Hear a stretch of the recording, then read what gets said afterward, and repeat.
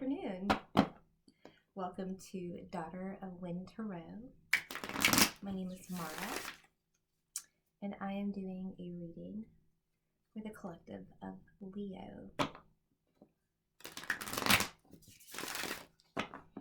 Whenever you're guided to watch this reading is when it's time for you to listen to it. You know, Spirit guides us in many ways, and if it popped up on your feed, maybe it was time for you. Time is not linear,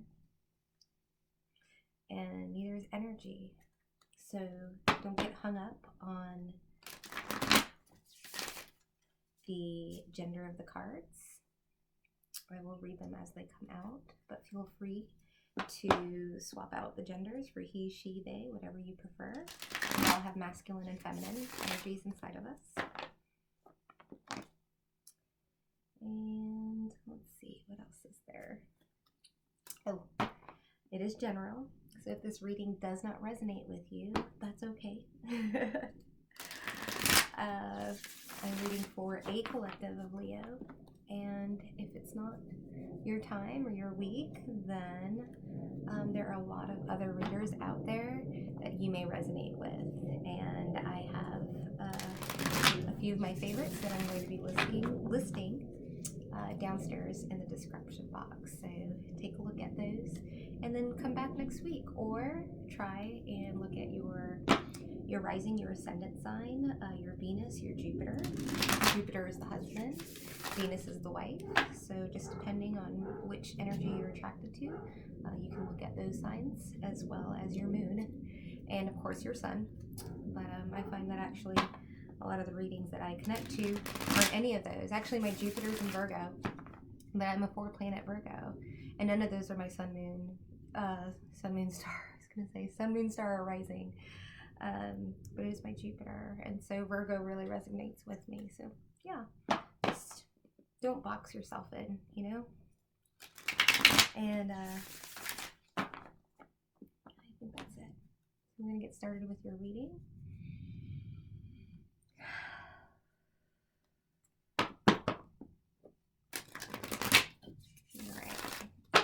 Get going. All right, messages for Leo. All right, starting out with the Magician. I like that.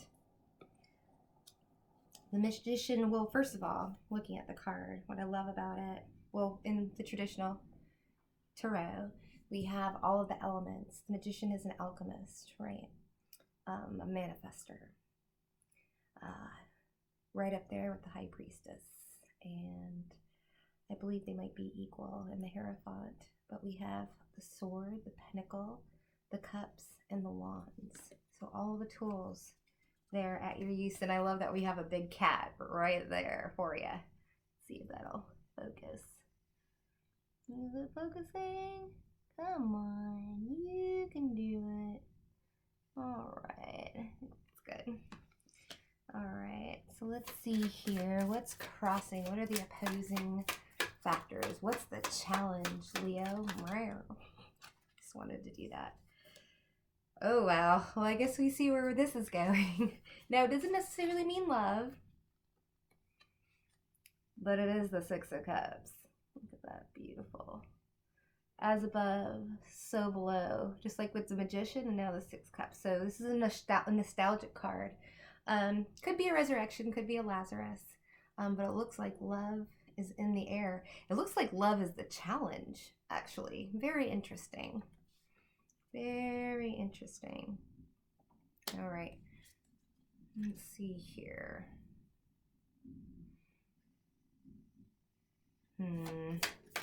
Trying to think if I should go any further. We're going to get all of our cards out here. Ruh-roh. What is the root cause? The Hierophant. Hierophant speaks to establishments, a higher order. A lot of people will look at it as a marriage card, and sometimes it can be seen as the status quo, since we have a Six of Cups here, and we have the Hierophant as the marriage as a root cause, and the challenge is love. May not be seems like it may be a challenging read. Let's see. Let's go a little further. So let's see here. What's next? So what is your past? What is Leo's past? What is Leo's past? Pardon me. Got little things popping up on the screen here. I don't know. Oh, okay, Leo. I'm sorry, but it looks like we have a little bit of heartbreak. Okay, a little bit of heartbreak. It's a beautiful card. Doesn't mean awesome. Now, everybody's going to look at this and say there's a third-party situation, right? But heartbreak doesn't necessarily mean a third party, although it could. You know, we have to keep all of those options open, but we can't automatically assume the worst. This could be emotional. It could be third party. It could be work. It could be someone else's child. You know, we don't know. So we're going to clarify it. We're going to get into it, okay? And we're going to get all of our cards out here, and then we'll get into it, okay? All right. Stay.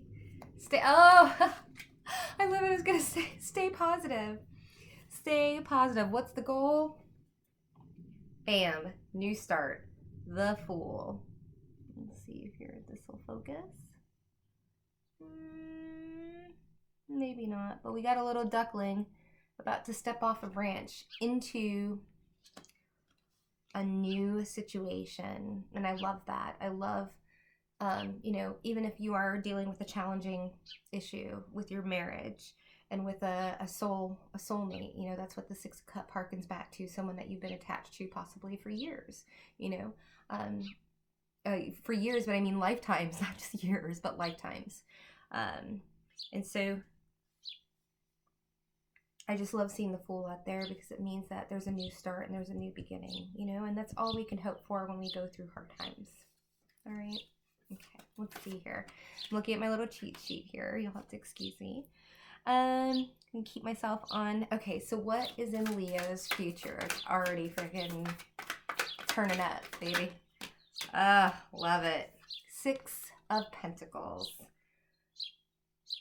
Going towards the future to where there's an equal give and take. Sometimes this means that, you know, you're giving. Sometimes that means that you're receiving. I don't like the word take necessarily. But equality, you know, going towards not being taken advantage of. You know, that's excellent. I'm really, really happy to see that. So let's see here. That is your future. Pretty amazing future card, if you ask me. Okay, and now we're going to look at where you stand right now. Where are you in this process? Where are you? It just keeps getting better and better. We've got the Star. Let's see here. Where's my camera? I think that's what I need to figure out the best way to. I don't know if that's focusing, but can you see it? We've got the Star. Hope, healing, possibly some pain thrown in there, but this is you. This is you getting out of a tough situation. I'm really proud of you. I'm really proud of you. All right. So all we can do is just lift our chin up. What do they say? Shoot for the moon and you'll land in the stars. It looks like that's what you're doing. I love it. All right, let's see here. Somebody wanted to pop out here. What are Leo's external influences? What are the things that could possibly, you know, they're possibly affecting this? Oh, you know what? This, a lot of people see this as a negative card, the Eight of Swords, but I don't see it as a negative card at all. And you know why? Is because those swords, this is all in your head. Eight of Swords is all about imaginary fears, and sometimes it can be considered a self-victimization card. So it's really all in your head, which is amazing. An external influence like a mother or father, something you can't help, or a job loss or whatever, but this is something you can change. That butterfly can just open its wings and fly away without those swords touching it. Imaginary fears. I love this. I love it. All right, let's see what's next. Okay, what are your hopes and fears in the situation? What are they, Leo? Tell me. Hopes and fears for Leo. Hopes and fears for Leo. Oh, wow. Well, I guess this could be a hope and a fear, right? We have the Mother of Cups. Mother of Cups, I say hope because it looks like you're hoping to move towards the Queen of Cups. Queen of Cups is motherly and nurturing and full of emotional support and just all around. She's just the yummy mummy. Thank you, Mana.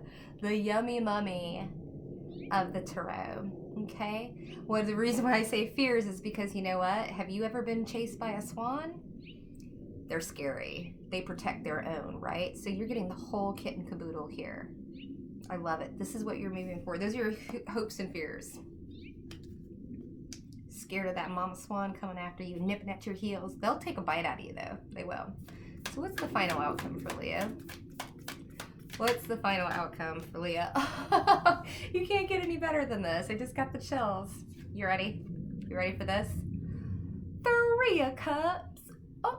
Oh yeah. That's what I'm talking about. I love it. And this 3 of Cups, a lot of them, you know, you got everybody like hanging around and drinking. Yeah, you got the beverages here, but this could be sunrise down in Mexico, the sun coming up, or it could be sunset. The sun could be going down on its way down. Either way, it's these 3 birds facing each other, coming together in love and cooperation and in joy and in celebration. Talk about a change from being love and soulmate being the challenge and the underlying problem being the Hierophant and the 3 of Swords being in your past to a new beginning. The 6 of Pentacles, give and take, equal give and take, reciprocity, right? The Star, you've been healing. Your only issue is the 8 of Swords, and that's something that you can fix easily. You just got to get out of your head, get your head out of your ass, and fly. Fly towards the Mother of Cups, to your happiness, your sunset, or your sunrise. You might be a night owl. You might be an early riser. But you've got your 3 cups here. That's really, really exciting and heartening. I love that so much. So, before you leave, I am going to pull an oracle card, and then I want you to follow me downstairs for the extended, and we'll get into this, and we'll find out what is going on, okay? All right, so let me get my, let's see here. I'm just going to get a quick moon card for you in case you can't follow me. What advice does Leo need to have before? Oh, very decisive. Oh, I love this so much. And you know, you are the magician, right? As above, so below, using all the tools to your advantage that you have in your pocket to transmute this, right? This 8 of Swords, these imaginary fears, to move forward.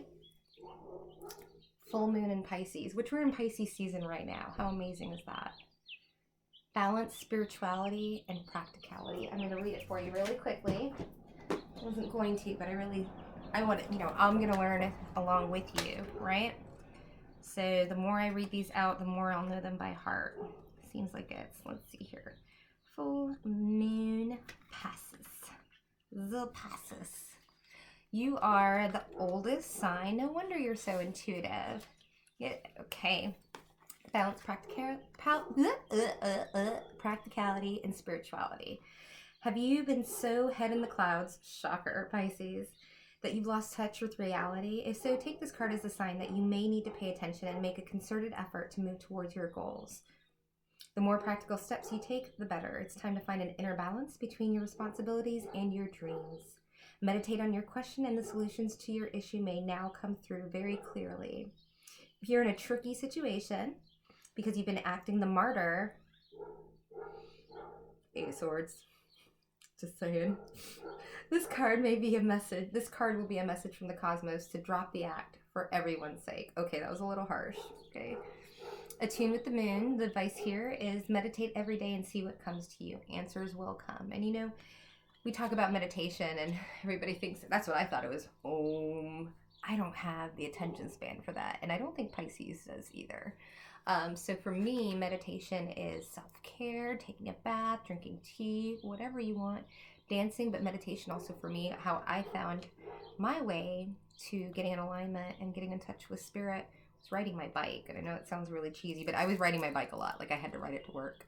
And then I found, you know, I was riding like 70 miles a week to work.